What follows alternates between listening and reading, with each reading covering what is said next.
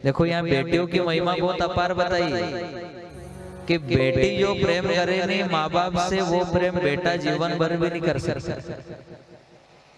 हम यूं नहीं कह रहे कि बेटा प्रेम नहीं करे, लेकिन बेटी की बराबरी नहीं कर सकता। तो ध्यान ये देना है कि एक जन्म का बाप याद आवे तो आंख से आंसू झलक आवे, तो भगवान तो जन्म जन्म का बाप है, उसे याद करो तो सही। जन्म जन्म का बाप है नहीं वो तो, उसे भाव से पुकारो, है गोविंद कृपा करो।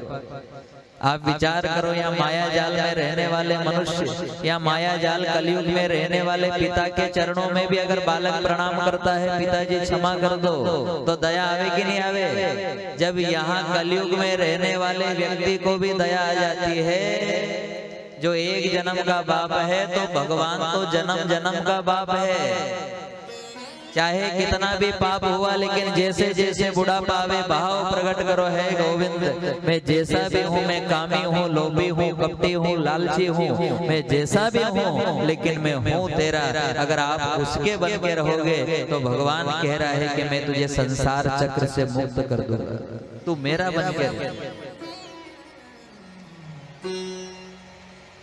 यहाँ राजा परीक्षित श्री गुरुदेव के शरण में गए।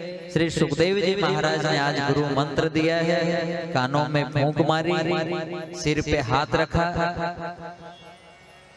अब गुरु मंत्र धारण करते ही ऐसी ऊर्जा आई है राजा परीक्षित में, ऐसी ऊर्जा आई है कि फिर काल का भय खत्म हो गया।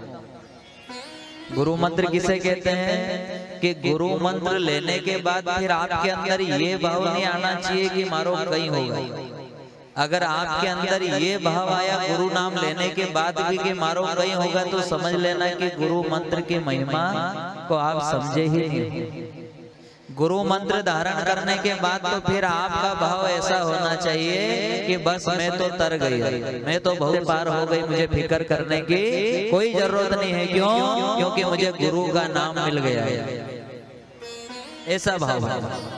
वही राजा परीक्षित को ध्यान देना, राजा परीक्षित को गुरु नाम मिला, और श्री सुखदेव जी महाराज ने जब गुरु नाम दिया, अब नाम देने वाले गुरु की उम्र क्या है ध्यान देना।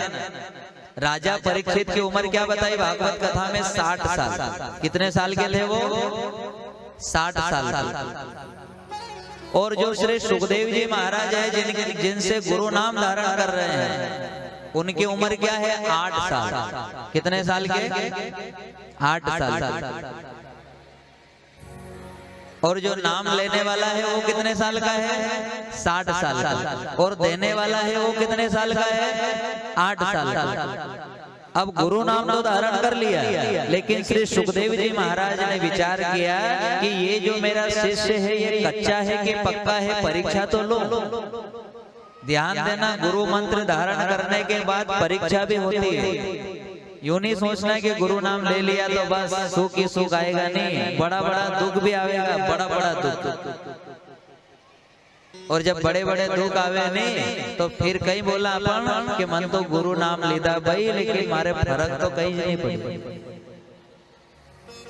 कई काम का नहीं गुरु नाम, तो फिर समझ लेना कि मटका कच्चा है, फूट गया। चाहे गुरु नाम धारण करने के बाद कितना भी संकट आवे, कितनी भी गरीबी आवे, कितना भी दुख आवे, लेकिन फिर भी गुरु मंत्र का जाप करते ही रहो, करते ही रहो, करते ही रहो, करते ही रहो। एक न एक दिन गुरुवर की कृपा आपके ऊपर जरूर बरसेगी, विश्वास पूर्ण कर लो। यहाँ सुखदेव जी महाराज ने क्या परीक्षा ली है कि वही एक ऐसी माया रची है सुखदेव जी ने कि एक बूढ़ा साधु आया, और वो बूढ़ा साधु राजा परीक्षित को कह रहा है कि राजन तेरा दिमाग खराब तो नहीं हो गया रे? राजा परीक्षित ने कहा क्यों? बोले कि तू 60 साल का है। बोले हाँ, और गुरु नाम तो 8 साल के छोरे से ले रहा है, छोटा सा बच्चा है। यहाँ बताया सुखदेव जी महाराज सिर्फ लंगोट पहनते थे, कपड़े नहीं पहनते थे, सिर्फ लंगोट।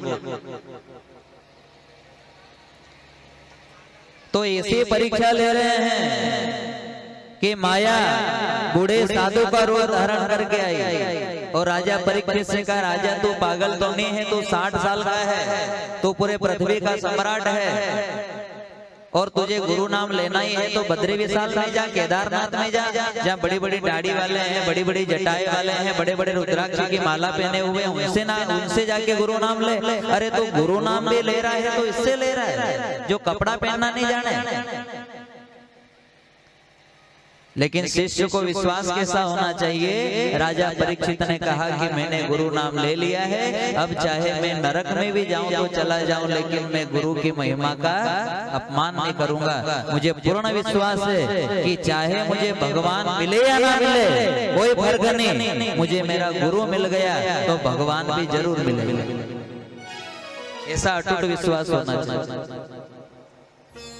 वही श्री सुखदेव जी महाराज राजा परीक्षित को भागवत कथा श्रवण करा रहे हैं। आइए भगवान शंकर और पार्वती मैया के विवाह उत्सव में चलते हैं। बोलिए शंकर भगवान की जय।